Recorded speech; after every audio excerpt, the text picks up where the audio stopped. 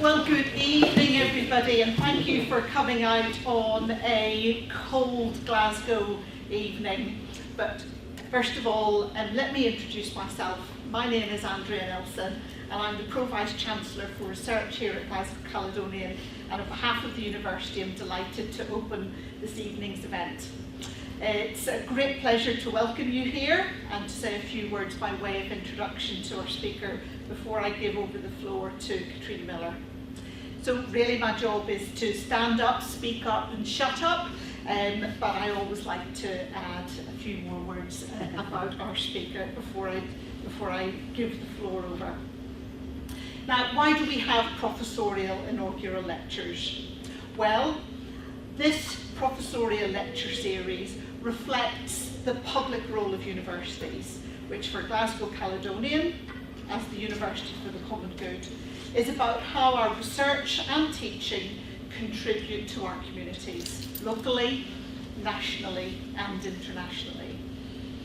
And this series of professorial lectures is an opportunity for recently promoted professors to showcase their work to colleagues, research partners, and of course family and friends, and it's great to see you all here.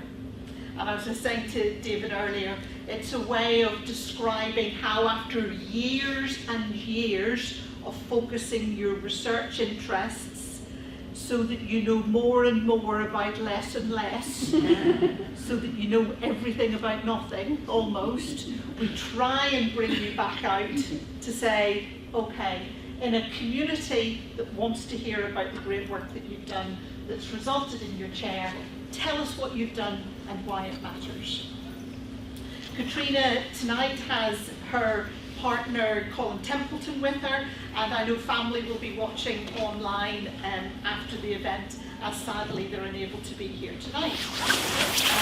But for whoever you are and wherever you've come from, you're all most welcome, both to the lecture and to a little celebration afterwards. So first of all now, back to Catriona. In her academic life, she's Professor of Media, and one of the things that Catriona and I share is that passion for understanding how to link the teaching and research so that we translate programs of study into research experiences, something that enriches not only our knowledge base, but also the lives of our students and our graduates. And I know we'll continue plotting on that, how to realise that in your area, Catriona. This year she's been appointed Editor-in-Chief of the Jungian Journal of Scholarly Studies. I'm glad I'm saying that before the glass of wine. It's one of a number of scholarly journals of Jungian studies, so if I've missaid it on the tape, profound apologies to the other societies and journals of Jungian studies, of which I believe there are a number.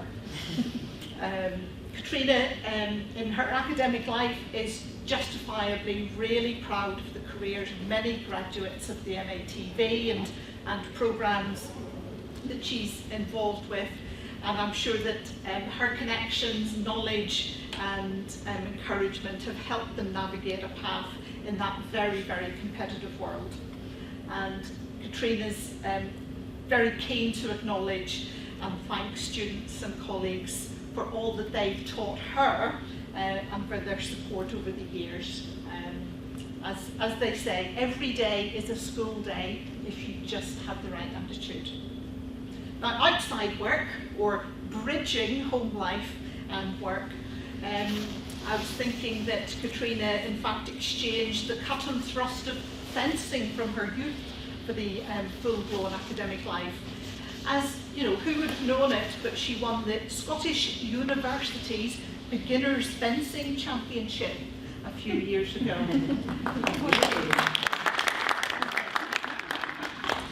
Now she's a self-confessed hippophile, but everyone can relax. She's utterly horse mad and has been all her life. She's the owner of Jack, a Welsh cob, who's apparently very cheeky, a total delight, and mostly in it for the apples. But to tonight's subject, Catriona's going to articulate for us why fantasy matters when it comes to tackling some of the biggest biggest global challenges of our time. I was struck by reading this that it's in fact one of the approaches that the new big funding arm of the UK government area are using. You have to dream big, you have to really be imaginative if we're going to address some of the challenges that we face as society.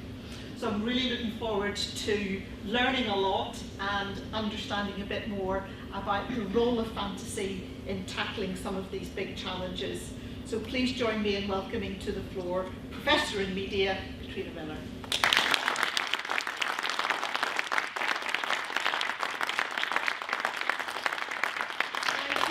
Thank you very much, Andrea, and thank you all so much for coming this evening on a December night.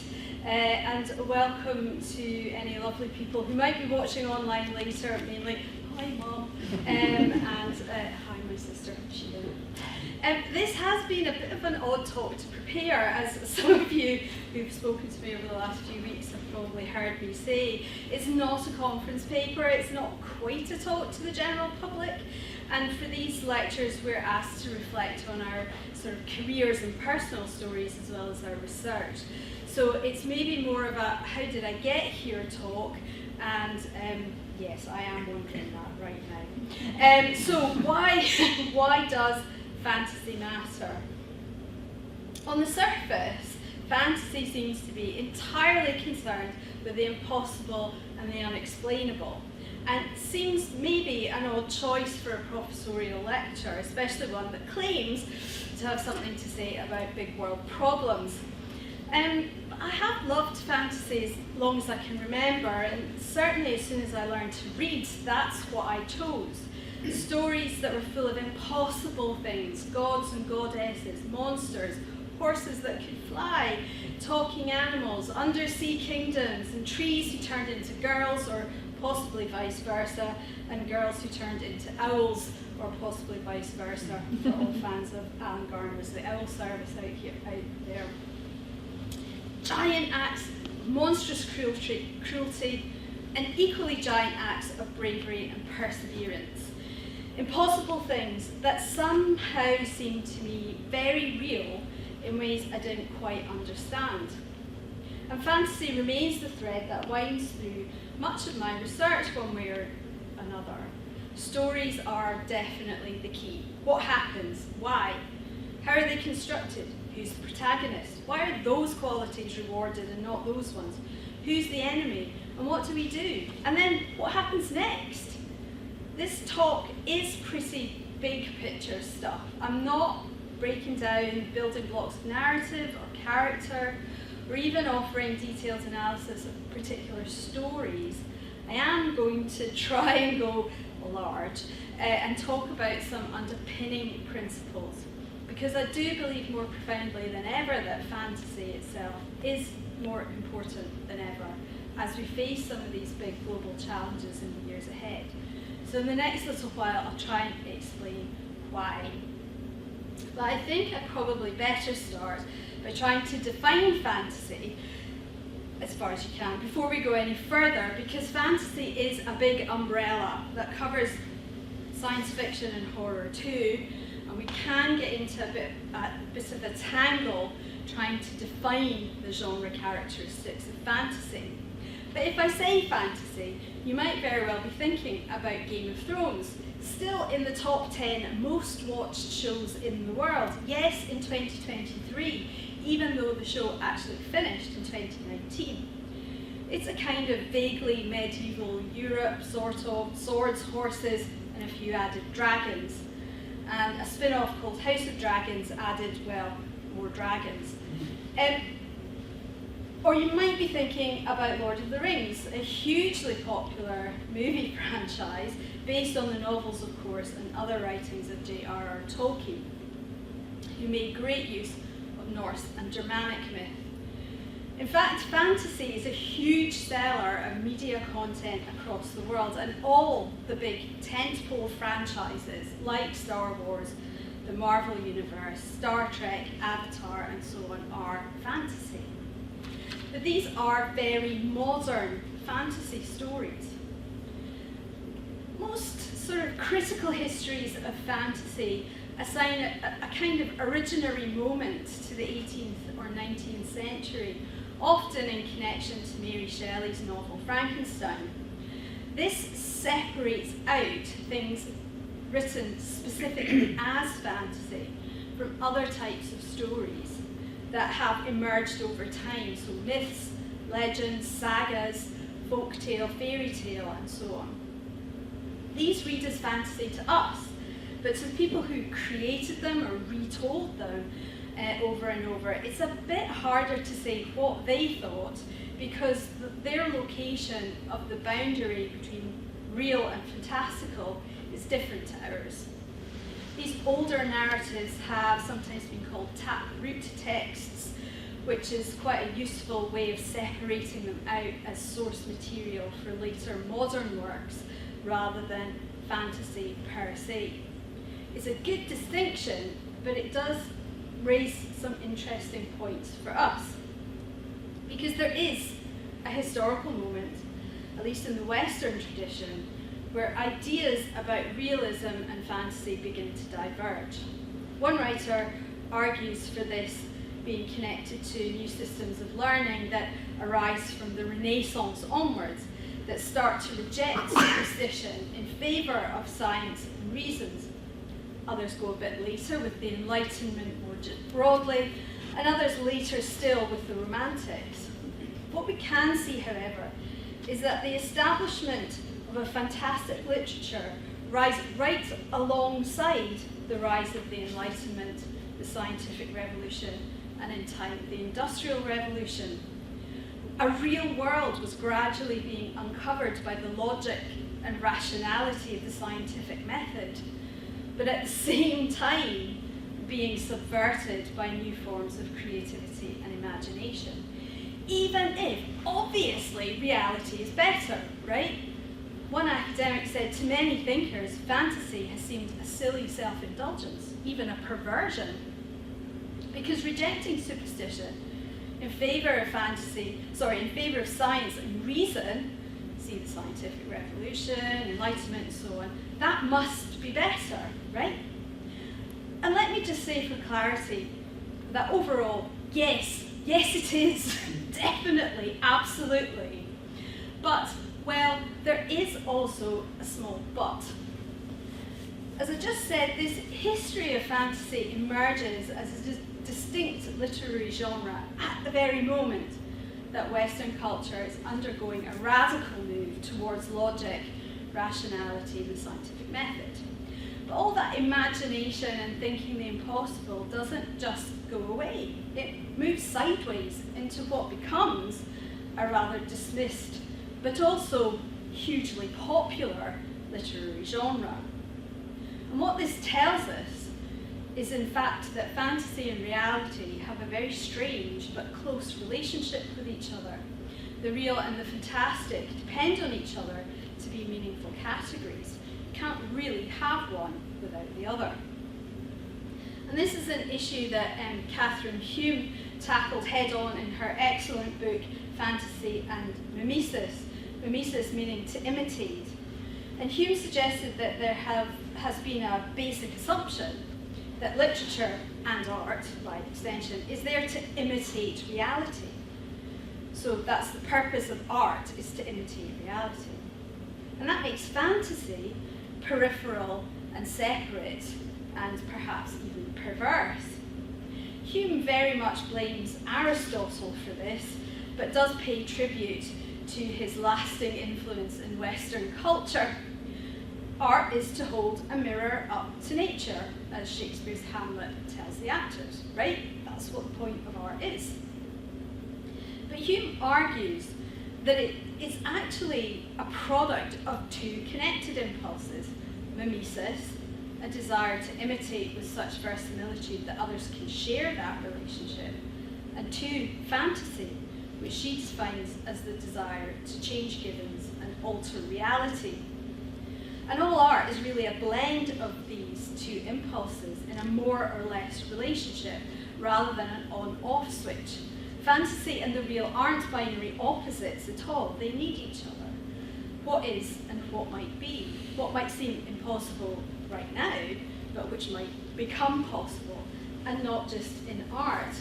I came across a story recently that was brilliant. Martin Cooper, one of the inventors of the mobile phone, recalls the moment when he was at a break in his lab watching an episode of Star Trek, when Kirk used his communicator to call for help for an injured Spock.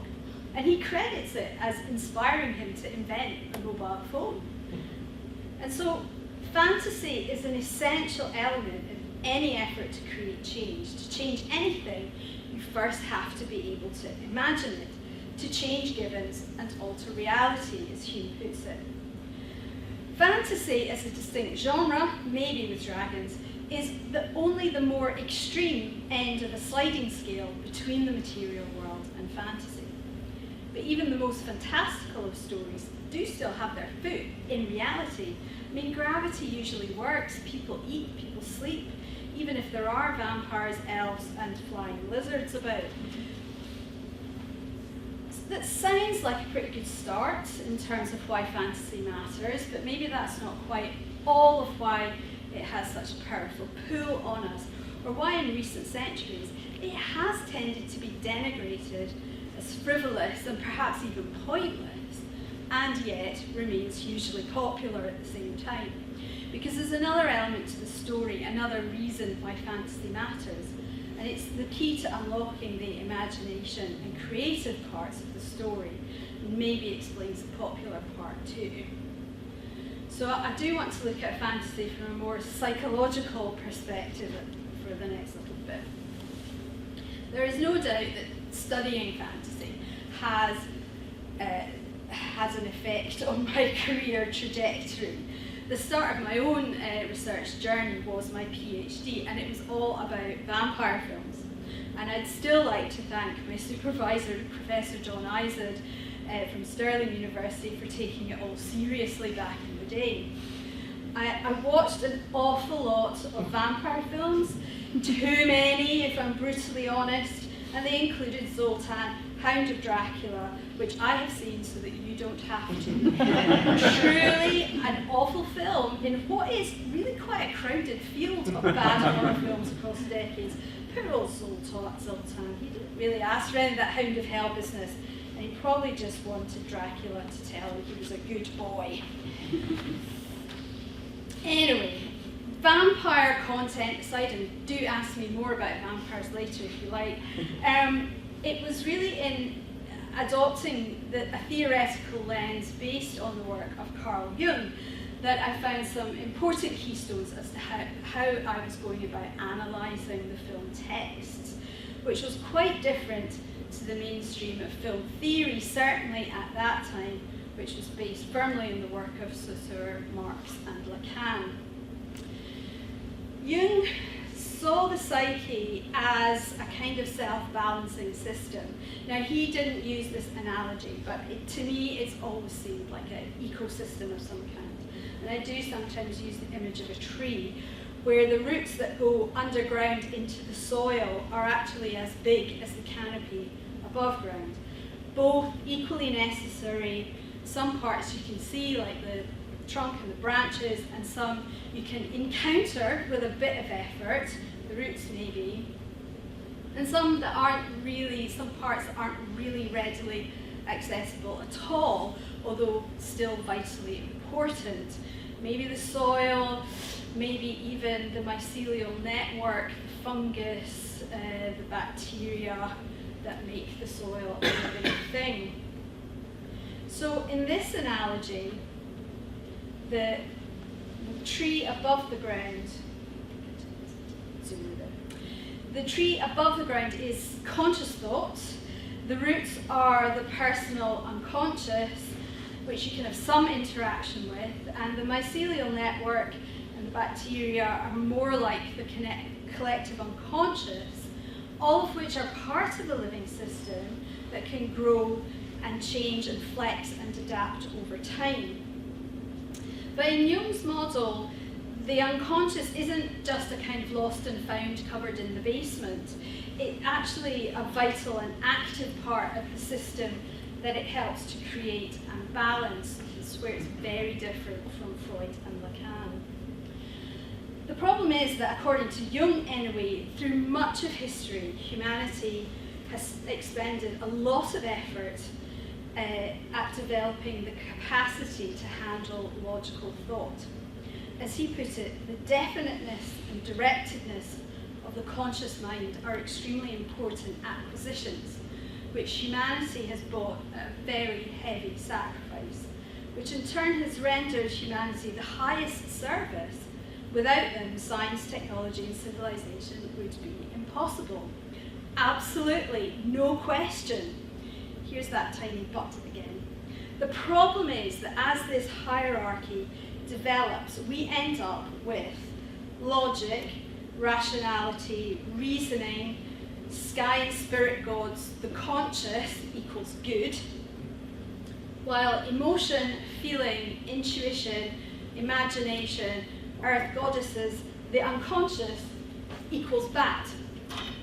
You can see a gendered split that begins to happen as masculinity stakes a claim to one half of this and femininity is, well, left with the rest. And this led, in Jung's opinion, to a bit of a dangerous one-sidedness. We have hidden away part of our psyche, but it isn't, as it were, switched off. It still functions below the waterline and can make us behave in strange ways if we don't take care. To paraphrase Jung again, the farther we are able to remove ourselves from the unconscious through directed functioning, the more readily a powerful counterposition can build up in the unconscious. And when this breaks out, it may have disagreeable consequences. However, to Jung's way of thinking, the totality of this human psyche actually tends towards balance, like an ecosystem. He calls this tendency the transcendent function because it transcends or bridges consciousness and unconsciousness. But part of the problem is that the unconscious doesn't really do language. That's a consciousness thing. In fact, some think that the acquisition of language itself creates the unconscious in the psyche. So in child development, language tends to arrive alongside the development of a clearer sense of self, the ability to say, I think this. But without language per se, the unconscious tends to work through images and feelings instead, symbols, tropes, and motifs, things that the conscious can interact with, and thereby, in Jung's model, maintain psychological balance. So to go back to fantasy then in this context, the language of myth, fairy tale, and fantasy is the language of the unconscious, imagery that has a role to play in balancing the individual psyche. And in fact, the way that we interact with art, literature, film, and television is a way of engaging with the transcendent function, or sometimes he talks about active imagination as well. This is a kind of, when you drop into, you're not asleep, you're not unconscious, which is where dreams might come in, but you drop into a kind of semi-conscious reverie, a state of mind, to be honest, that artists of all kinds have used lots of techniques and prompts to try and invoke. Daydreaming, meandering thoughts when staring out the window, when you're in a dwam, which is a great Scottish word. Through this process of active imagination, Jung saw the unconscious being brought into a more tangible form that could then be understood by the conscious mind. He said, the drama that manifests from the spontaneous fantasy appears to want to compel the viewer's participation. And we do often find such images fascinating in a way that we can't quite explain. They do compel us somehow. If you've ever been a bit obsessed with a film or a character or a story, even for a little while, that's probably the unconscious at work, and it's worth a little bit more reflection on why that story at that time might have had that effect on you. So we've got, very broadly speaking, consciousness beavering away, doing directed thinking, that diamond-tipped concentration and rational thought, and unconsciousness doing undirected thinking, wandering about, being a bit emotional about things, throwing images and feelings out on spec, as it were, hoping that we'll notice.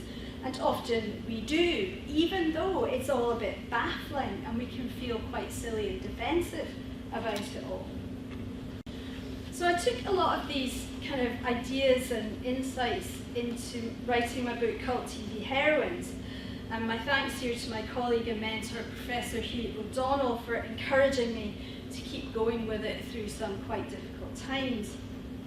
Cult TV is a very interesting type of TV drama because it takes what I already mentioned as active imagination. It kind of turns it up to 11. When audiences love a cult TV show, they really love it. It's a kind of TV drama that invites the audience in to inhabit the text. So Star Trek fans learn Klingon, completely made up language, they learn it. Or Whovians, that is Doctor Who fans, create patterns for crocheting Daleks. And do ask me for the link to the top 10 Game of Thrones fan songs, which are not actually quite as bad as you might think. Catchy. The fans find something of real value in this activity, something in the book that I call psychological savour. It's a taste that they want to amplify when they're engaging with these texts. In the book, I was also trying to explore how the heroines of cult TV were treated in that fantasy mode, where in theory anything might be possible. But I'm afraid in their case, imagination seemed to run out of road quite quickly, and that kind of real world seemed to come bursting in. The heroines had a terrible time. They had major hesitations about taking up their own power and agency because they so often seemed to get punished for this.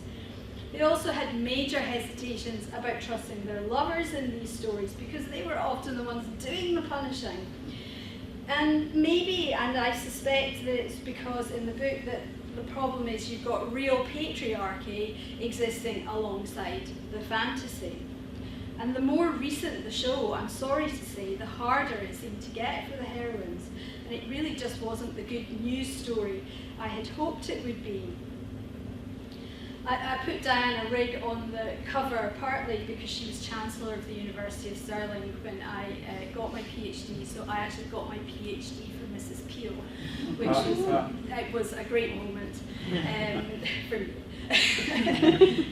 But also the Avengers from the 1960s is one of the best heroines who seemed to have the best time and contributed the most, had the most agency and had the least amount of punishment compared to other narrative punishment compared to others. To take up the story a bit further, I'm currently working on a book about film which takes Joseph Campbell's idea of the monomyth, that is the hero's journey, which has been hugely popular with screenwriters ever since the success of Star Wars in 1977, because George Lucas eventually admitted that that's what had been his kind of model for Star Wars. But then I will definitely be exploring all the ways in which Campbell's theory doesn't work for women or female characters, whilst trying to look through about 120 years of feature film history. It's been taking a little while, and I will get back to you on that one, or do ask me questions afterwards. Anyway, as part of this work, I took a bit of a sideways step into looking for inspirations around female heroes in a slightly odd direction. I was very familiar with the Greco-Roman and Norse myths, but I thought that given the sheer antiquity of the civilization, maybe Sumerian mythology might have something different to offer. My undergraduate degree was in history, and that did include some classics, but this went a fair bit further back than that study had encompassed. So Sumerian mythology reaches back to about 5000 BCE, but it was probably at its height between about 3,500 and 2,500 years BCE. This is when the first cities were built, so it's the first urban civilization in human history that we know about. So Sumer was already at its height while the very first stirrings of settlement were happening in the Nile Valley, just in case you might be a bit more familiar with ancient Egyptian history. Sumer continued to be an important cultural influence well into the Babylonian period, so we're right up to about the 6th century BCE. The reason it had this influence was because it was the language of Sumerian was a bit like Latin in medieval Europe. It was the language of civilized people, of educated people, that they all learned that as well as their own languages. So Sumerian myths are some of the oldest in human record, and we have them because the Sumerians wrote things down on clay tablets that survived. The thing is, the more that I explored these myths from a Jungian point of view, which did lead to several articles and chapters, the more I saw that there were some really important differences with the stories that came later. Firstly, and surprisingly to me, the Sumerian pantheon doesn't have a strict hierarchy. Instead, the assembled gods were often referred to collectively as the Anuna, which one writer describes as a kind of committee with an executive branch, often but not always led by the god Enlil. Three gods, Enlil, Enki, and Inanna, seem to be the gods that have the most to do with humans, and their role was often in dispensing the Me, M-E, a uniquely Sumerian concept for the attributes of civilization, covering everything from writing to making beer and learning to kiss properly. So I think they've covered the bases there. Secondly, Sumerian cosmic geography, that is how they imagined the world, including heaven and hell and so on, was different to ours and to those other myths that I mentioned. They don't have sky goddesses and earth goddesses in quite the same way. In fact, the god Enki had a temple which links up all the cosmological regions. It's described as stretching into the sky and reaching down to touch on the great below, which was the land of the dead. It also had its roots in a very odd place called the Abzu, which isn't in any other mythological system. In fact, it's quite hard to describe, but sort of picking out the places where it's mentioned, it's watery, it's connected to clay, it's not underground, it's not the underworld of the dead, it can be entered and left, it can be known, it's a creative place, ideas happen there, but it's not chaos and it doesn't contain monsters.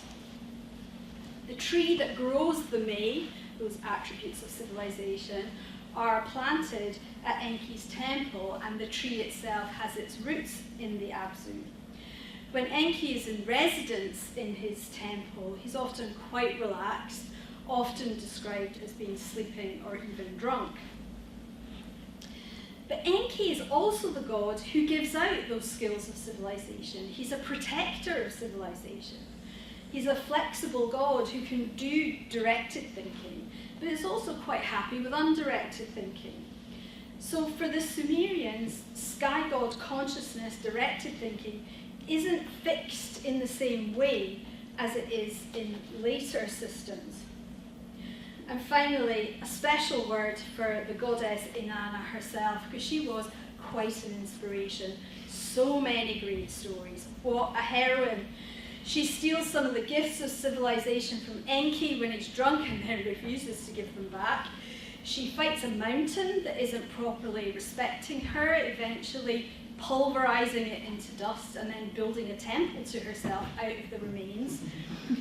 She enjoys quite a lot of sex with her husband, Dumuzi, and she also visits the actual underworld. She's the only god or goddess to do this, which is definitely, in the story, this was a bad thing to do. She went a bit far, and she did have to be rescued from the underworld by Enki, but she kind of seems to have already known that that's what was going to happen and had already sent a messenger before she even left.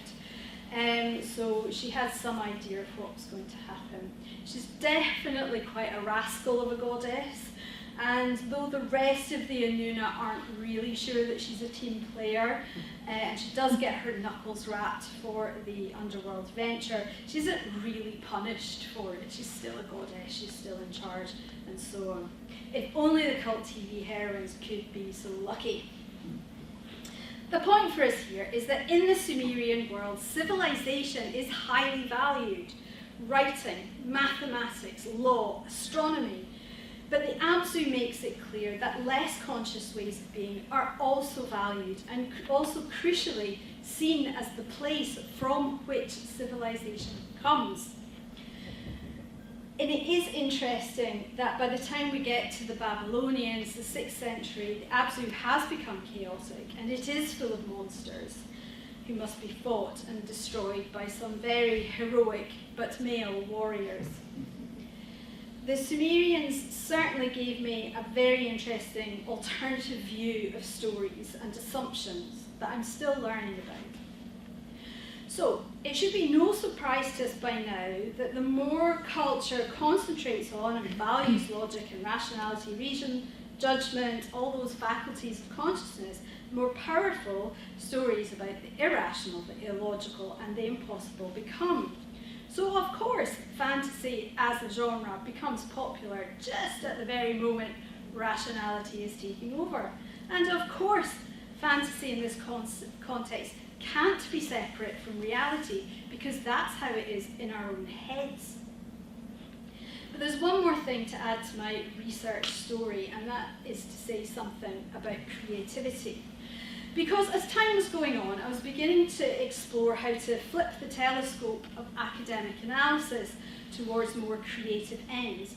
And here I must pay tribute to all the wonderful students who have been part of NETV fiction writing over the years, and my two stalwart colleagues of the early days, the wonderful writers Anne-Marie D'Amambro and Chris Dolan.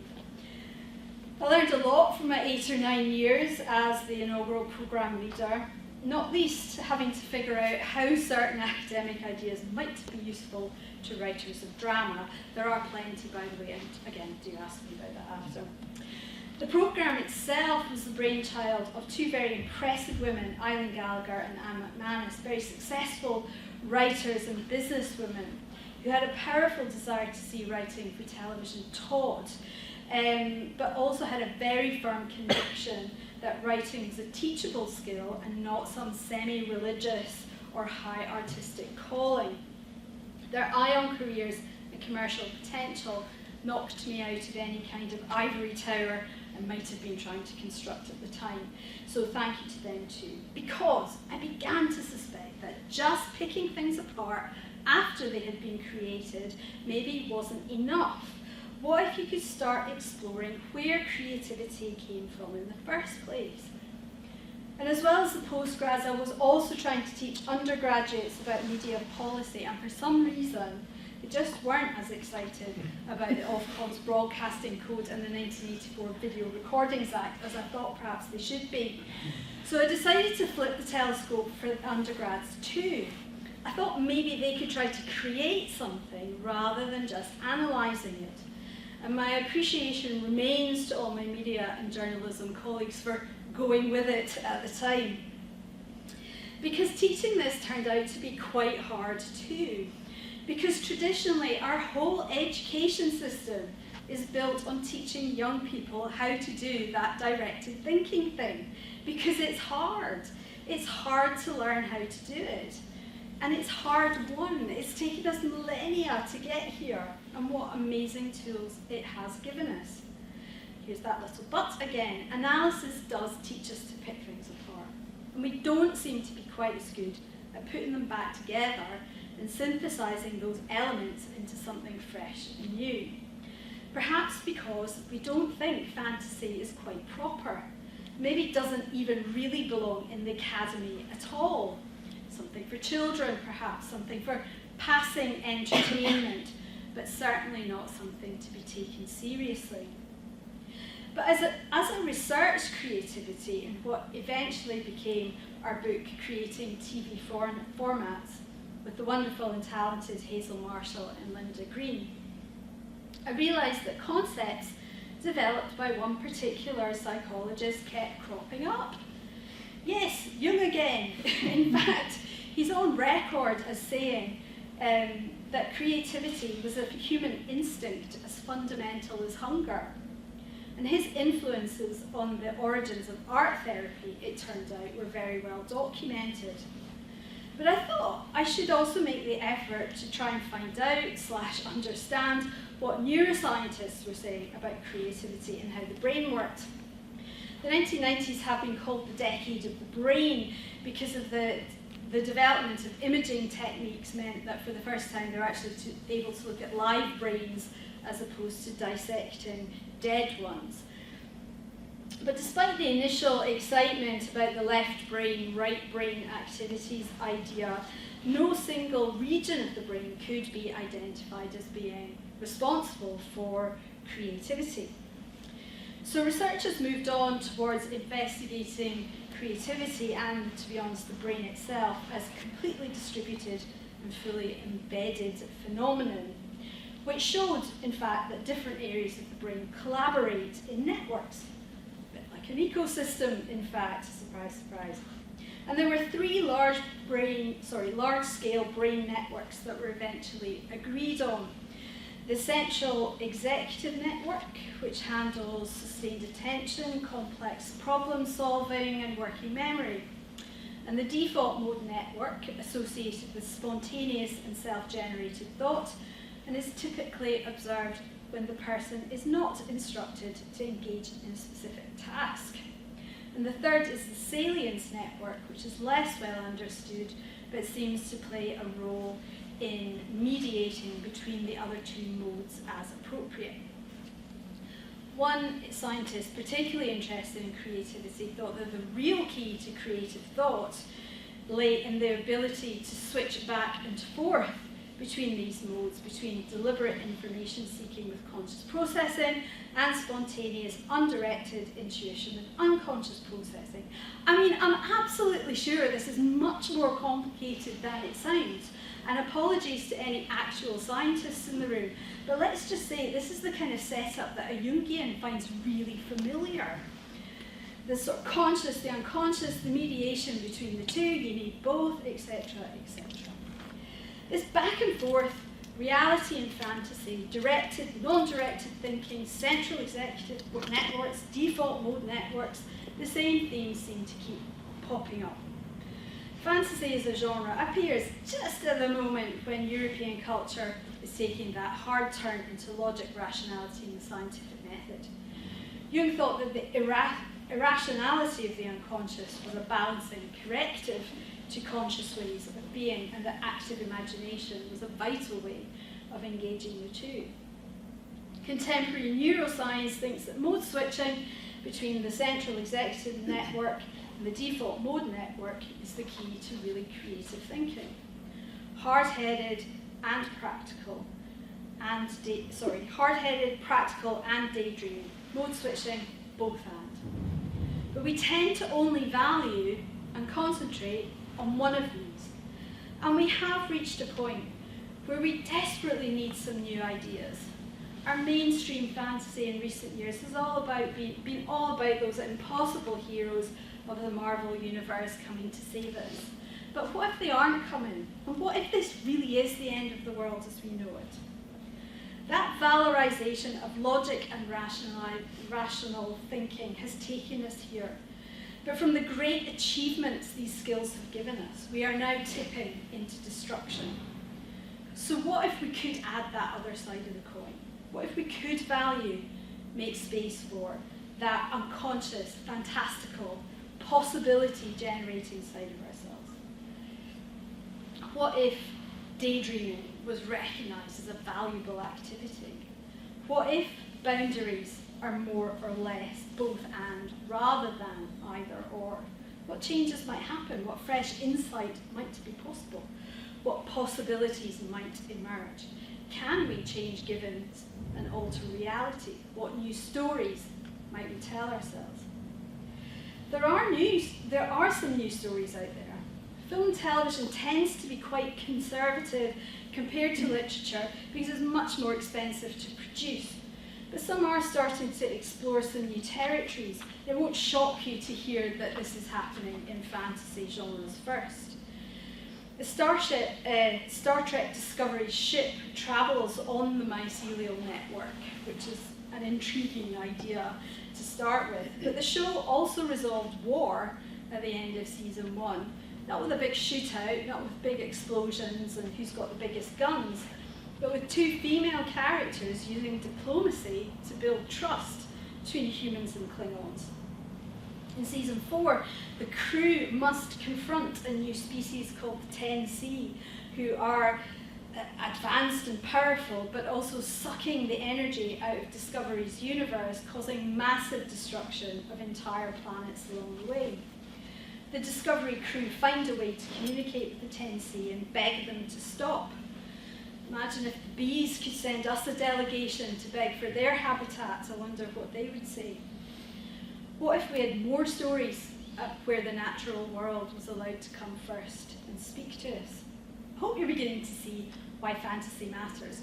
We need both practical, real-world thinking, and we need pie in the sky, anything's possible thinking, both for our individual psychological health and for our civilization's continued future. So we need to forget that on-off way of thinking. Instead of those switches, maybe we need something a little bit more wobbly and mixed up together. Maybe it should look more like this. Stories aren't just there to imitate reality. They can start to alter it. And fantasy matters because if we want to see a different kind of world, first we have to be able to imagine it. And to do that, we have to see that imagination, that silliness, that impossibility, and possibility, these can all be valuable attributes in their own right. So if you love fantasy, lean into it, explore it, listen to it, help us all to imagine what comes next. And if you don't love fantasy, well, maybe you could learn to value it just a little bit. Dragons are optional. Thank you very much for listening.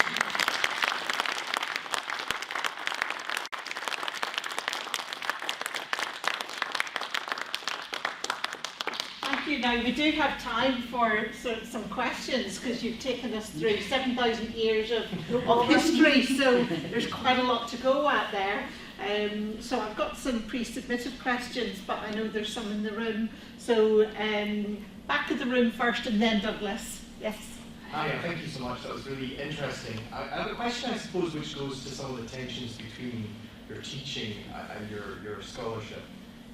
It seems to me that there's an awful lot of books emerging which say there are 7 basic plots and all of those kind of things. There's a secret sauce, and that all strikes me as rather rationalistic, that what we can do is rationalise these stories and you could become an instant producer of content around that. What's your interpretation of why that is happening now? Is it kind of unweaving the rainbow a bit? What's the appeal of that in our culture?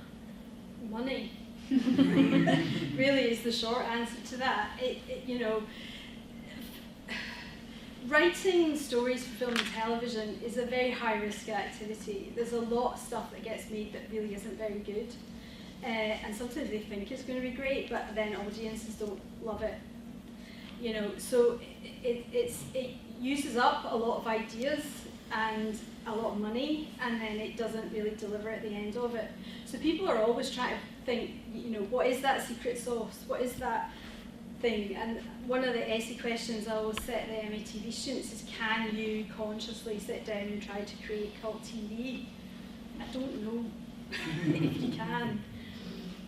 But it is something about writers responding perhaps more authentically to their own inner world, their own unconscious, and things that mean something to them, rather than trying to follow a set path. I think Joseph Campbell's The Hero's Journey, his book was actually called Hero with 1,000 Faces, and it was a sort of look at folklore in theory across all cultures and so on, and he came up with this idea that there's one kind of story that's being told.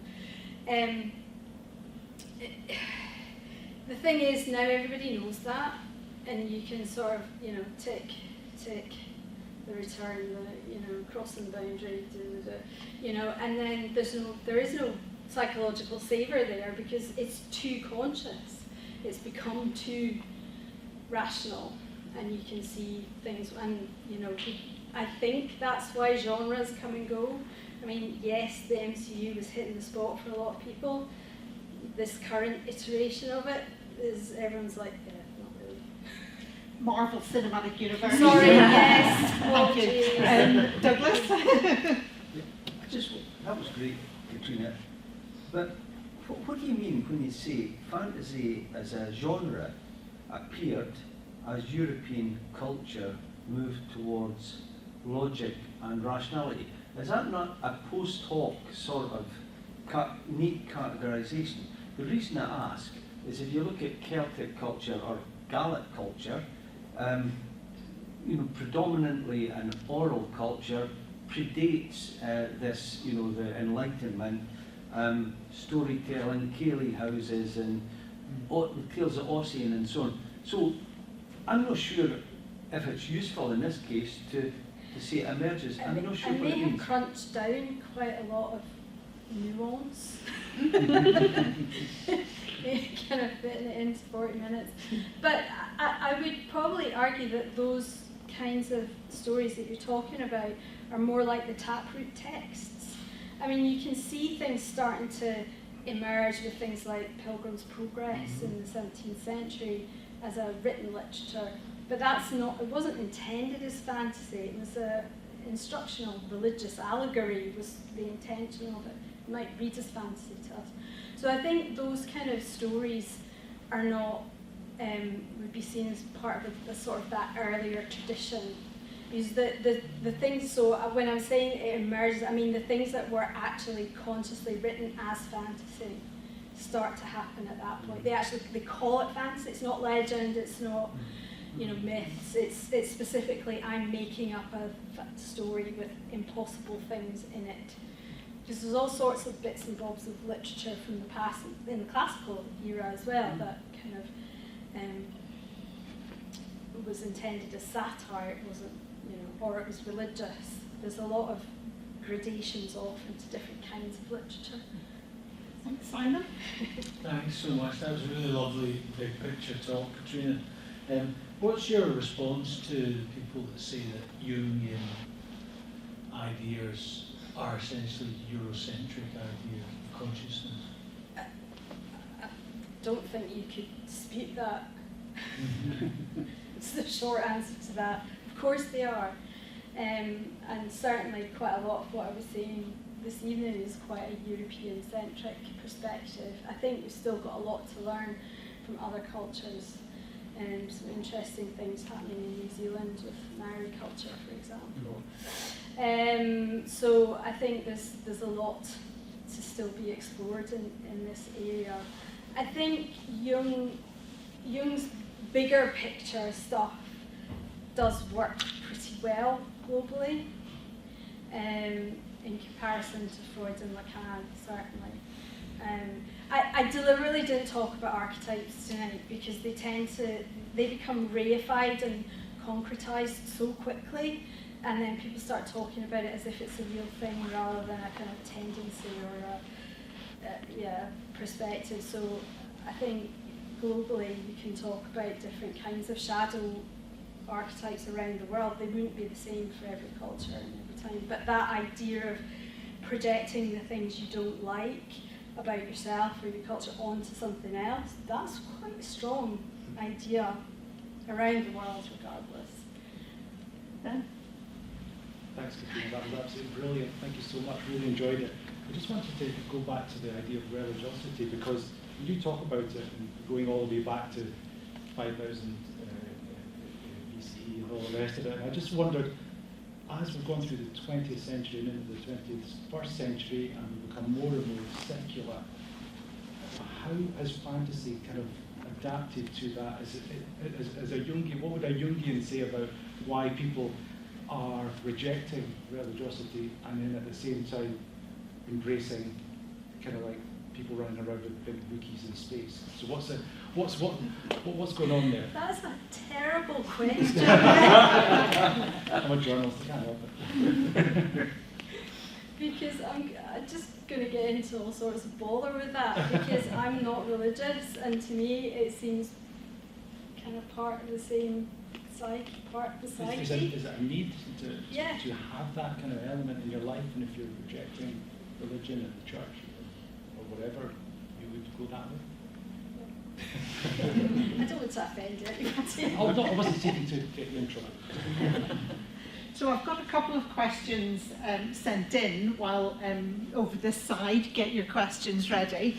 Are there any authors or books that you would say have influenced your knowledge and understanding of the threat of global warming, you know, as you're thinking about consciously or unconsciously, how that dreaming big might help in that?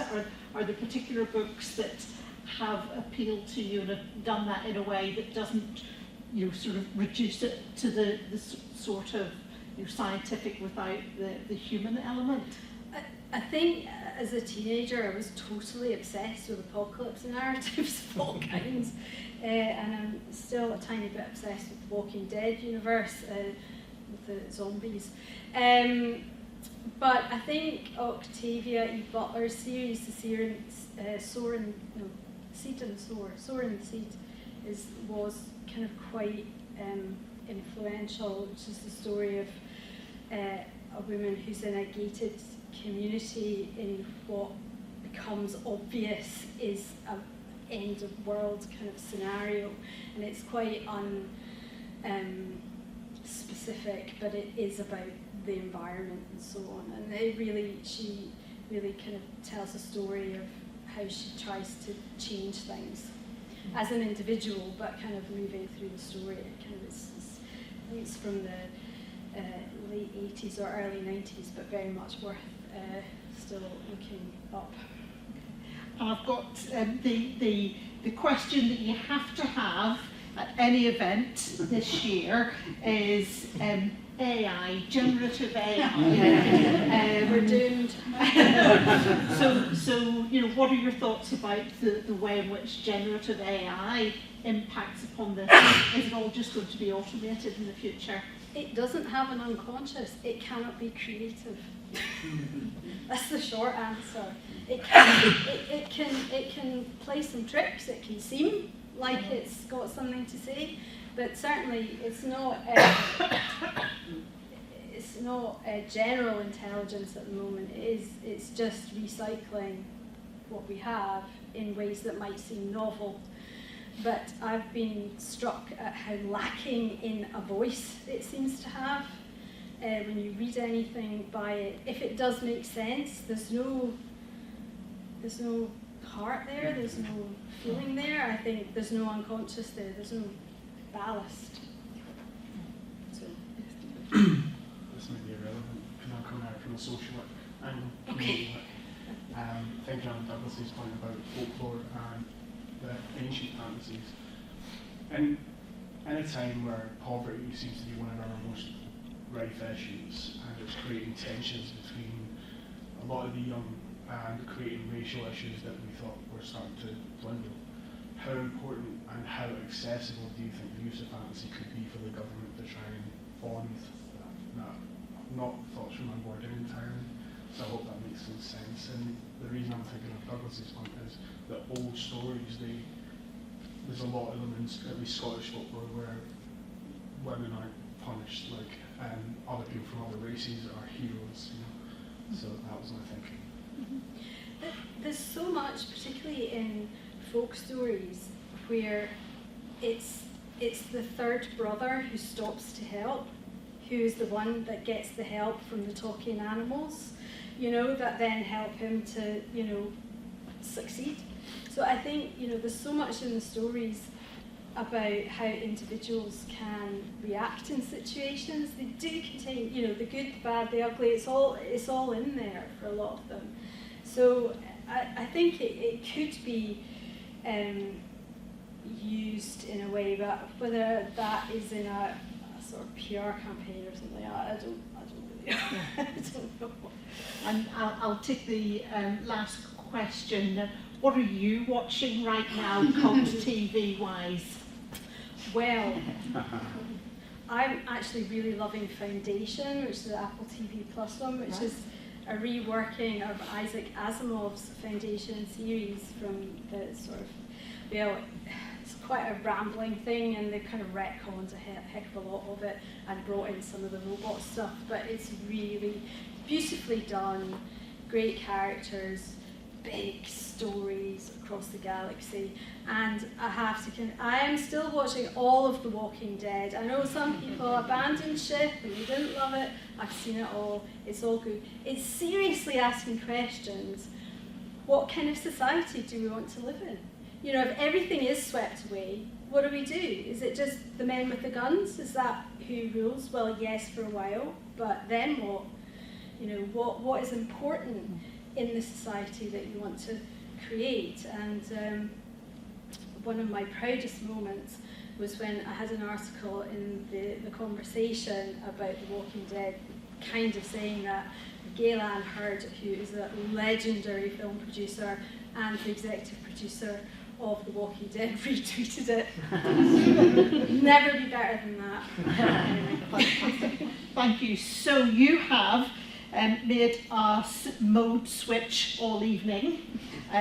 We've had our central executive networks bounce to and fro, but we took a journey through the Starks of the Game of Thrones, their dragons, Captain Kirk, Zoltan Young, the monomyth as part of your future work, and all the way back to Samaria.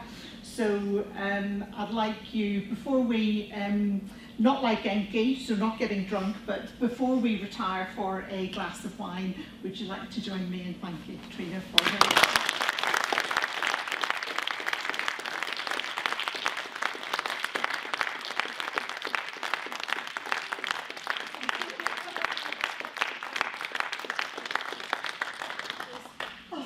Where's that wine?